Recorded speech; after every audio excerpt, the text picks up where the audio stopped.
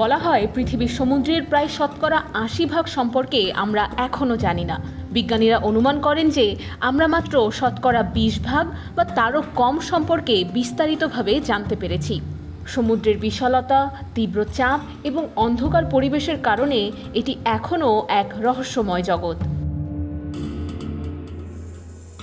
আর এই রহস্যময় জগতের ভয়ঙ্কর ও অন্যতম শীর্ষ শিকারী হল হাঙর। তাদের তীক্ষ্ণ দাঁত, ক্ষিপ্র গতি এবং প্রখর শিকারী ইন্দ্রিয় হাঙরদের গভীর সমুদ্রের রাজা করে তুলেছে।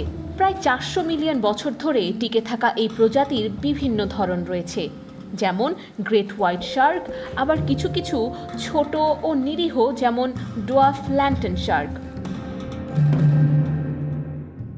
যদিও সাদা হাঙর সাধারণত 20 ফুট পর্যন্ত লম্বা এবং এদের ওজন প্রায় 5000 পাউন্ড পর্যন্ত হতে পারে, তবে সম্প্রতি এখন পর্যন্ত পাওয়া সবচেয়ে বড় সাদা হাঙরের সন্ধান মিলেছে আটলান্টিক মহাসাগরে। একদল মহাসাগর গবেষক সবচেয়ে বড় পুরুষ সাদা হাঙরের সন্ধান পেয়েছেন।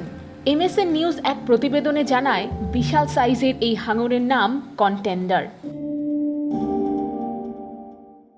জানা গেছে, গবেষণা গোষ্ঠী 17 জানুয়ারি সর্বপ্রথম জর্জিয়ার উপকূলে মাছটির সন্ধান পান।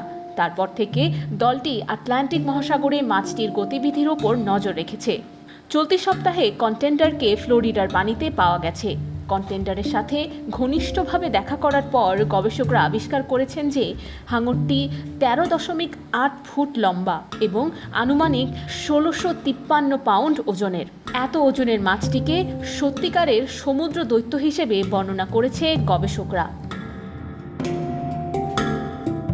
Nusrat Ananya, IBTV USA news desk.